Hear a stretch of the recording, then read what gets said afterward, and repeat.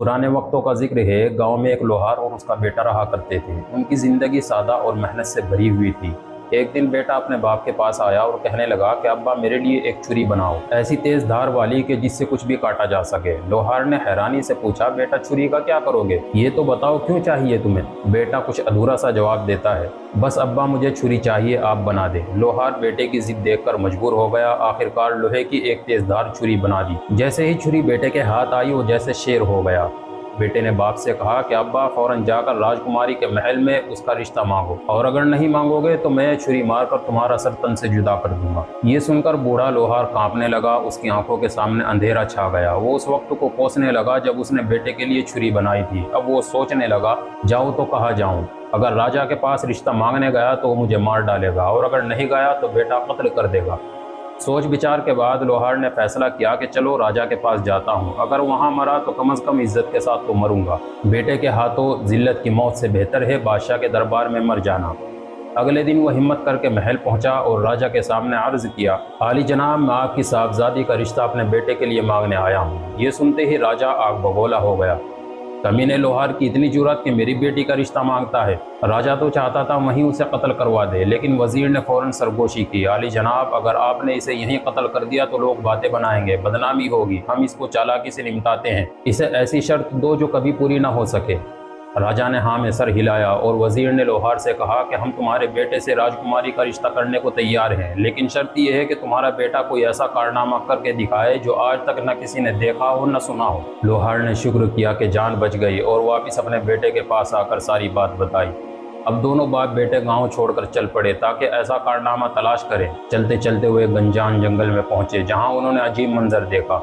क्या देखते हैं कि एक दरख्त जो शायद शेरिस का दरख्त था, उसके नीचे एक अजीब व गरीब आदमी बैठा है। दरख्त के नीचे जमीन पर जर्द जर्द फूल बिखरे पड़े हैं, और वो आदमी, जी हाँ, उसने अपने पाँव एक दहकते चूल्हे में डाल रखे हैं और उसके पाँव से शोले निकल रहे हैं। चूल्हे पर एक कढ़ाई रखी हुई है जिसमें तेल खोल रहा है, और वो आदमी उसमें पकोड़े तलकर मज़े से खा रहा है। लोहार और उसका बेटा हैरत से एक दूसरे की तरफ देखने लगे। बेटे ने कहा कि अब्बा, राजा ने न कभी ऐसा मंजर देखा होगा न सुना होगा। अगर मैं ये काम सीख लूँ तो शर्त पूरी हो जाएगी।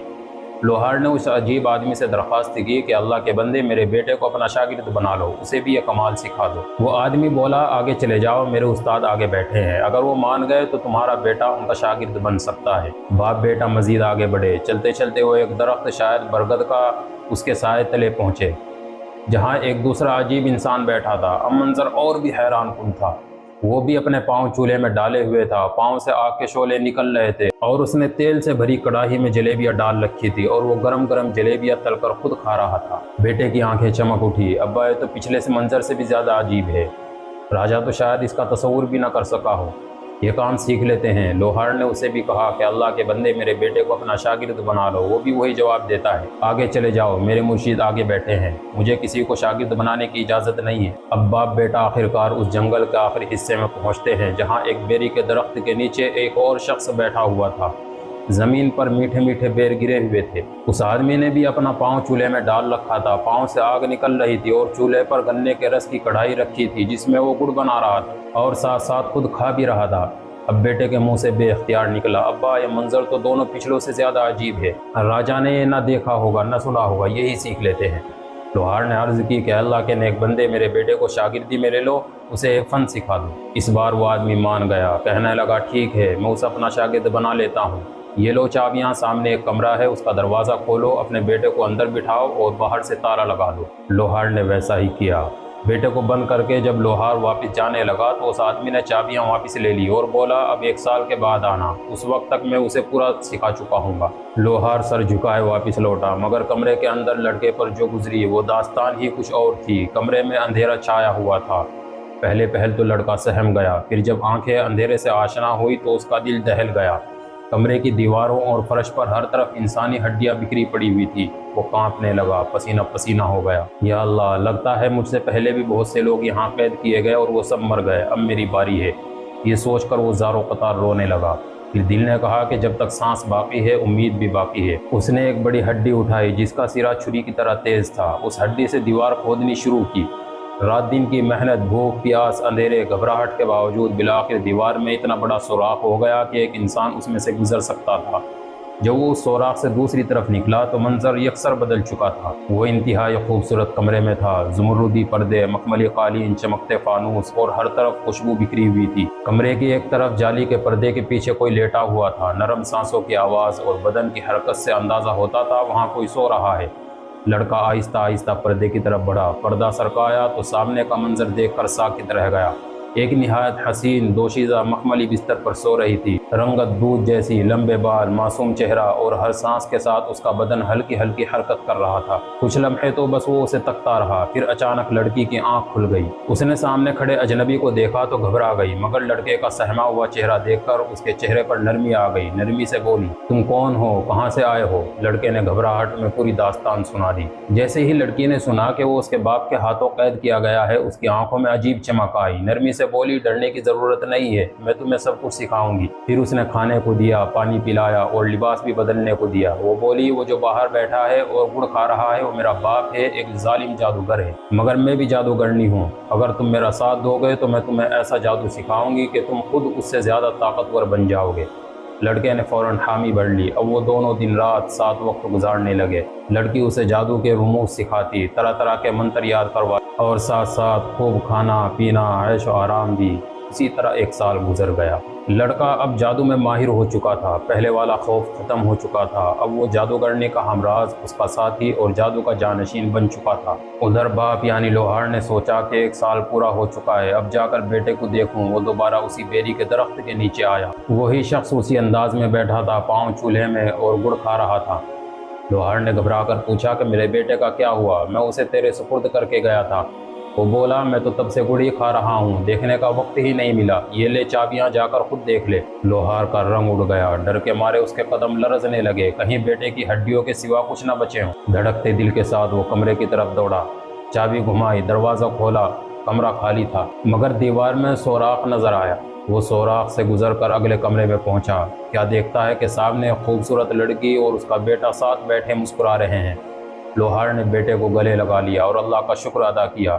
لڑکی بولی، اگر تم دونوں بچنا چاہتے ہو تو تم میری بات غور سے سنو۔ باہر جا کر میرے باپ سے رو رو کر کہنا کہ بیٹا بھوک سے مر گیا ہے، بس اس کی ہڈیاں مجھے لے جانے دو۔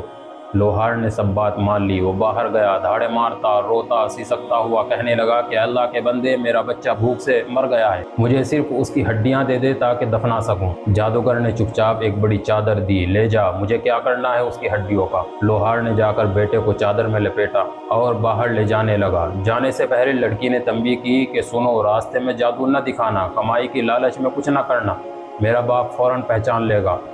باپ بیٹا روانہ ہو گئے، چابیاں دور پھینک دی اور تیزی سے جنگل سے نکل گئے۔ بیٹے کو چادر میں چھپا کر کندھے پر اٹھائے مسلسل چلتے گئے، یہاں تک کہ جنگل کی سرحد پار کر لی۔ جب کافی فاصلہ طے ہو چکا تو انہوں نے سکھ کا سانس لیا۔ اب بیٹا چادر سے باہر نکلا، دونوں نے سجدہ شکر ادا کیا کہ اللہ نے انہیں بچا لیا۔ مگر لڑکے کے دل میں ایک اور خیال آیا۔ ابا سے بولا، ابا میں تمہیں ایک جادو دکھاتا ہوں، دیکھنا کیسے کمائی کرتے ہیں۔ میں ابھی منتر پڑھ کر بیل بن جاؤں گا، تم مجھے کسی زمیندار کو بیچ دینا، بس یہ یاد رکھنا رسی تم نے واپس لینی ہے۔ یہ کہہ کر وہ منتر پڑھنے لگا اور چند ہی لمحوں بعد ایک خوبصورت پلے ہوئے بیل میں تبدیل ہو گیا۔ لوہار نے اس کا رسہ تھاما اور چلتا چلتا ایک زمیندار کے پاس پہنچا۔ زمیندار نے جب وہ فربا بیل دیکھا تو خوش ہو گیا۔ بابا کیا بیچنے آئے ہو؟ لوہار بولا، ہاں میرا بیل ہے، 55 روپے کا دوں گا، مگر رسی نہیں دوں گا۔ زمیندار نے بیل کو رہٹ میں جوڑا، بیل نے خوب پانی نکالا۔ زمیندار خوش ہو گیا، پیسے دیے اور بیل خرید لیا، رسی خود ڈال لی۔ لوہار تھوڑا آگے نکلا اور بیل زمیندار کی آنکھوں کے سامنے سے غائب ہو گیا، اور پھر کچھ ہی دیر میں لڑکے کی شکل میں واپس لوہار کے پاس آ گیا۔ زمیندار حیران پریشان ڈنڈا لیے دوڑتا آیا، بابا میرا بیل کہاں گیا؟ لوہار نے انجان بن کر کہا کہ بیل تو تیرے سپرد کیا تھا، اب مجھے کیا معلوم۔ زمیندار کچھ نہ کر سکا اور لوٹ گیا، مگر یہ وہ لمحہ تھا جہاں وہ بھول گئے تھے ساحرہ لڑکی کی نصیحت۔ جادوگر جو اپنے جادو سے ہر جگہ نظر رکھتا تھا، اسے فوراً خبر ہو گئی، یہ زندہ ہے اور میرے سکھائے جادو سے کمائی کر رہا ہے، اور میری بیٹی اس نے بھی دغا کی۔ اب جادوگر نے بھیس بدلا، ایک بوسیدہ چادر اوڑھی، سر پر ٹوپی رکھی اور فقیر بن کر آگے کے راستے میں جا بیٹھا۔ لوہار اور اس کا بیٹا آگے بڑھ رہے تھے۔ لڑکے کے دل میں اب اور لالچ آ گئی، ابا اب کی بار میں اونٹ بنوں گا، 9 روپے لینا، مگر یاد رکھنا نکیل نہیں دینی۔ لڑکا اونٹ بن گیا۔ لوہار اونٹ لے کر آگے بڑھا، راستے میں وہی فقیر نما جادوگر بیٹھا نظر آیا۔ بابا جی اونٹ بیچو گے؟ لوہار نے آنکھ چمکائی، بیچوں گا، 9 روپے دوں گا۔ فقیر نے جھٹ 9 روپے دیے، لیکن جب لوہار نے کہا کہ میں نکیل نہیں دوں گا، فقیر نے سختی سے کہا پیسے دیے ہیں تو نکیل بھی دینی ہوگی۔ کافی تکرار ہوئی، لوگ جمع ہو گئے، لوہار کو جھوٹا سمجھا، مجبوراً نکیل دینی پڑی، اور یہی وہ لمحہ تھا جب جادوگر کی گرفت مضبوط ہو گئی۔ اب لڑکا اس کے قبضے میں تھا، نکیل اس کے ہاتھ میں تھی، مگر لڑکا بھی اب جاہل نہیں تھا، وہ بھی ایک ماہر جادوگر تھا۔ اس نے فوراً منتر پڑھا اور اونٹ سے ایک خوبصورت کبوتر بن کر فضا میں اڑ گیا۔ جادوگر بھی فوراً باز بن گیا اور اس کے پیچھے اڑنے لگا۔ آسمان میں ایک سنسنی خیز تعاقب شروع ہوا، کبوتر آگے، باز پیچھے۔ زمین پر سب لوگ حیرت سے دیکھ رہے تھے کہ ایک بڑا باز ایک نایاب کبوتر کے پیچھے دیوانہ وار اڑ رہا ہے۔ اچانک کبوتر زمین کی طرف جھک گیا اور نیچے جا کر ایک جوہڑ کے پاس گری ہوئی عورتوں کے پاس پہنچا، جو کچی مٹی سے پوچا بنانے کے لیے کیچڑ نکال رہی تھی۔ لڑکے نے فوراً منتر پڑھا اور مینڈک بن کر جوہڑ میں چھپ گیا۔ جادوگر بھی باز سے بگلا بن گیا اور چونچ مار مار کر اسے ڈھونڈنے لگا۔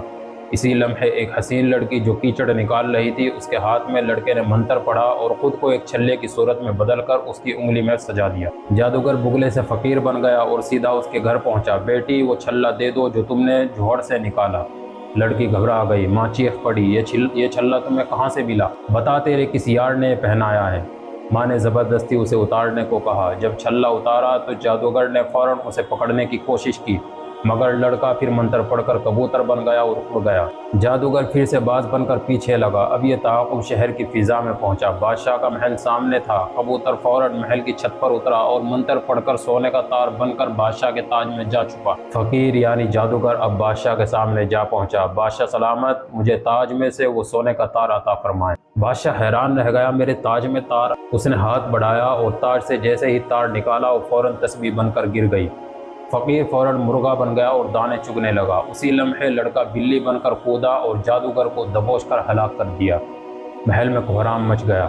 بادشاہ حیرت سے کھڑا رہ گیا۔ لڑکا اپنی اصلی صورت میں آ کر جھکا اور بولا، بادشاہ سلامت، یہ وہی مہم ہے جو آپ نے میرے باپ کو سونپی تھی۔ اب بتائیے، کیا یہ کام کسی نے پہلے دیکھا یا سنا تھا؟ بادشاہ نے فوراً اٹھ کر اسے گلے لگا لیا، تم واقعی قابل ہو، تمہیں میں اپنی بیٹی کے لیے چن چکا ہوں۔ تمام درباری دم بخود کھڑے تھے، کسی کی سمجھ میں نہیں آ رہا تھا یہ سب خواب ہے یا حقیقت۔ بادشاہ بولا، لوہار کا بیٹا ہو کر بھی تو شہزادوں سے بڑھ کر نکلا۔ ہماری بیٹی تیری ہی امانت ہے اور اب تو ہمارا داماد بنے گا۔ چند دن بعد شاہی اعلان ہوا، محل کو سجا دیا گیا، سروں پر پھول برسائے گئے، گلیوں میں نقارے بجنے لگے، ہر طرف خوشیوں کی لہر دوڑ گئی۔ لوہار اپنے بیٹے کو خوبصورت گھوڑی پر بٹھا کر بارات لے کر محل پہنچا۔ محل کے دروازے پر بادشاہ خود استقبال کے لیے کھڑا تھا۔ بادشاہ نے باراتیوں کو محل میں خوش آمدید کہا اور دھوم دھام سے شادی کی رسمیں ادا ہوئی۔ لوہار کا بیٹا جو کبھی اپنے ابا سے ایک چھری مانگتا تھا، اب بادشاہ کا داماد بن گیا تھا۔ شادی کے بعد بادشاہ نے شاہی دربار میں اعلان کیا کہ چونکہ میرے کوئی اولاد نہیں ہے، لہٰذا آج سے لوہار کا بیٹا ہمارا ولی عہد ہوگا۔ لوگوں نے تالیاں بجائی، نعرے لگائے، جیو جیو ولی عہد، بہادر شہزادے کو سلام۔ لوہار کی آنکھوں میں خوشی کے آنسو تھے۔ وہ سوچ رہا تھا، یہ وہی لڑکا ہے کہ جس کے لیے میں نے کبھی چھری بنائی تھی، جس نے مجھے دھمکایا تھا، اور آج وہ بادشاہ بننے جا رہا ہے۔ کچھ برس گزرے، بادشاہ بوڑھا ہوا اور پھر ایک دن اس دنیا سے رخصت ہو گیا۔ اب لوہار کا بیٹا جو جادوگرنی کی شاگردی میں جادو سیکھ چکا تھا اور بادشاہ کی بیٹی کا شوہر تھا، سلطنت کے تخت پر براجمان ہو گیا۔ اب وہ ایک ذہین، مدبر اور رحم دل بادشاہ بن چکا تھا۔ ملک میں انصاف قائم ہوا، ظلم کا خاتمہ ہوا اور عوام خوشحال ہوئی۔ لوہار کے بیٹے نے اپنے جادو کا استعمال کسی پر ظلم کے لیے نہیں کیا، بلکہ علم، فہم اور عدل کے لیے کیا۔ ہر سال وہ جنگل کے اس بیری کے درخت کے نیچے جا کر دعائیں مانگتا، جہاں سے اس کی قسمت نے نیا رخ اختیار کیا تھا۔ اور جب کبھی اس کے دل میں غرور آنے لگتا تو وہ چپکے سے اپنے والد کے ساتھ بیٹھ کر چھری بنانے کی پرانی باتیں یاد کرتا اور آہستہ سے کہتا کہ ابا، وہ چھری میری زندگی کی پہلی کنجی تھی۔ پیارے دوستو، یہ تھی اس لوہار کے بیٹے کی مکمل کہانی، جو اپنی ضد سے ایک چھری بنواتا ہے، پھر غرور میں آ کر اپنے ہی باپ کو دھمکاتا ہے، پھر زندگی اسے ایک سبق دیتی ہے، پھر اس سبق کو سیکھ کر وہ دنیا کے سامنے ایک ایسا کرشمہ پیش کرتا ہے جو نہ کبھی کسی نے سنا نہ دیکھا۔ جو شخص اپنی ضد، لالچ اور غرور پر قابو پالے، علم سیکھے، صبر کرے اور اپنے علم کو انسانیت کے فائدے کے لیے استعمال کرے، وہی اصل بادشاہ ہوتا ہے۔ اگر آپ کو یہ کہانی پسند آئی ہو تو ہمیں کمنٹ میں ضرور بتائیں، ویڈیو کو لائک کریں، شیئر کریں، چینل کو سبسکرائب ضرور کریں، اور ایسی مزید دلچسپ اسلامک مورل اسٹوریز کے لیے ہمارے ساتھ جڑے رہیں۔